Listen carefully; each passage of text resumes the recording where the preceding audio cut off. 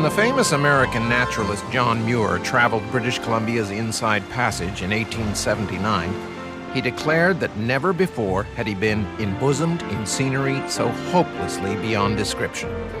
He steamed through a labyrinth of channels, islands, and fjords, surrounded by mountains higher than the Canadian Rockies, with steep valleys scoured by glaciers plunging down to the sea.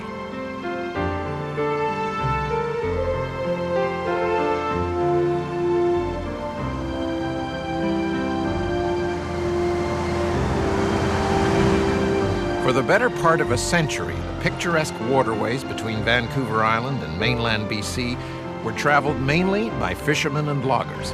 But such hopelessly indescribable scenery couldn't remain a secret forever.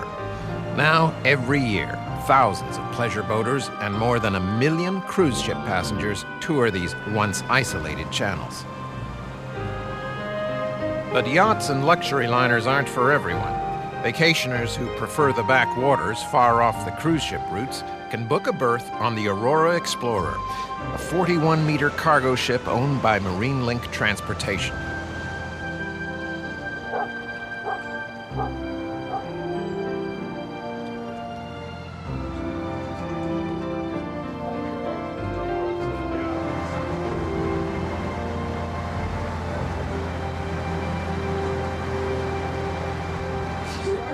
From a base near Campbell River, halfway up the east coast of Vancouver Island, the Aurora Explorer serves the camps and outposts in the remotest reaches of BC's coastal fjords.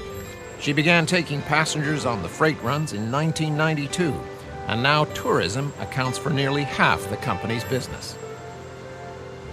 Unlike the glittery love boats, the Aurora's staterooms are Spartan but comfortable, and the home-cooked meals are often shared with captain and crew.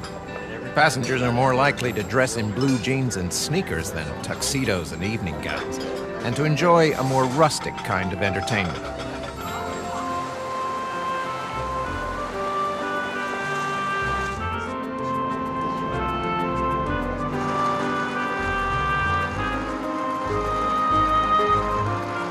No casinos or swing bands on this ship, just workmen in hard hats and the hum of industrial winches and forklifts. This is a working coast. Pleasure boaters and Aurora passengers come here not only for the scenery, but to see the industries that thrive in Canada's Pacific waterways. The booming ground near the head of Call Inlet can be a particularly busy place. With only 12 passengers, there are opportunities for everyone to get a close look at the inner workings of a freight ship designed for shallow water and narrow passes. Guests are invited to join the captain in the wheelhouse and take in the panoramic views.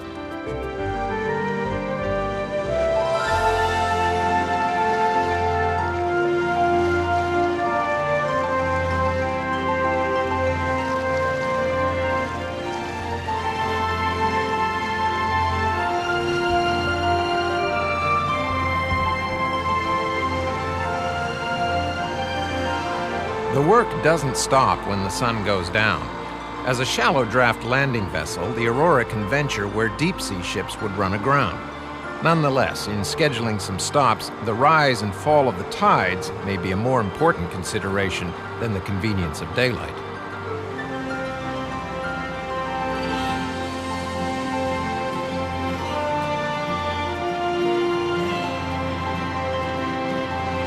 Shallow water is not such a concern in the floating community of Sullivan Bay on North Broughton Island.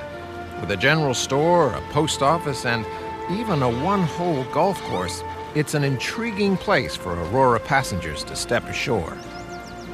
Well, almost ashore, and stretch their sea legs.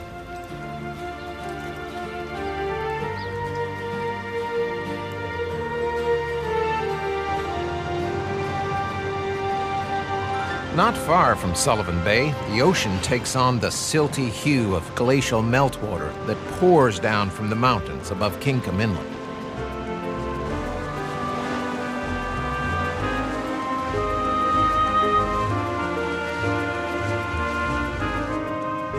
At the head of this deep-water fjord, below the rounded summit of Smythe Cone, is the abandoned Halliday homestead.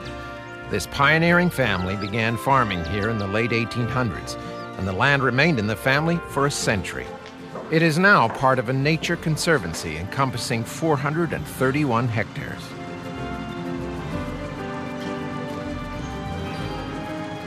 These fish-rich waters are known throughout the world for their wildlife. From the moment they step aboard, Aurora passengers constantly scan the ocean for the telltale blows of the wildlife watcher's grand prize, killer whales.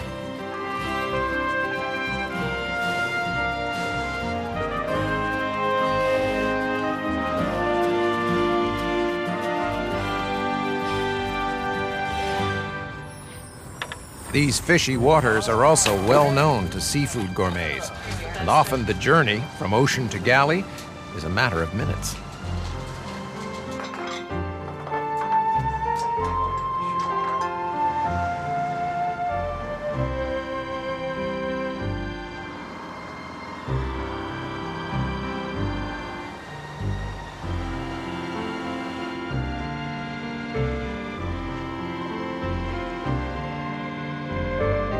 Transporting cargo remains the Aurora's priority. The tourism side of the business allows time for picnics and to stroll the shell beaches and explore the intertidal life at islands like the Birdwood Group.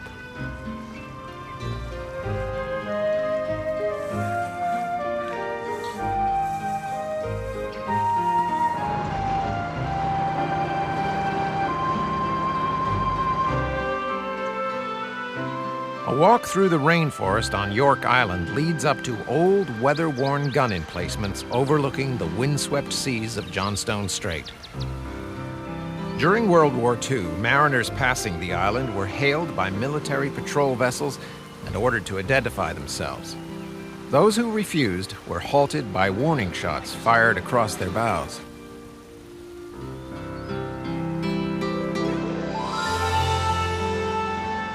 In Seymour Narrows, just around the corner from the Aurora's home port, the waters of Johnstone Strait collide with those of the Strait of Georgia. The currents here are among the most dangerous on the coast, gushing through a channel less than 800 meters wide at up to 30 kilometers an hour. Only a highly skilled helmsman would dare to negotiate this passage.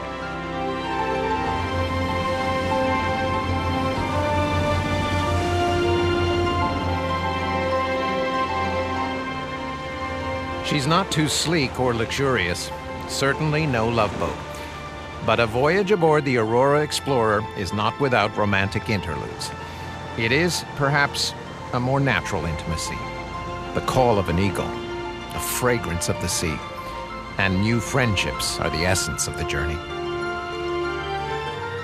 For further information, please contact Marine Link Tours, Box 451, Campbell River, British Columbia, V9W5C1, or call us at area code 250-286-3347, or visit our website, www.marinelinktours.com.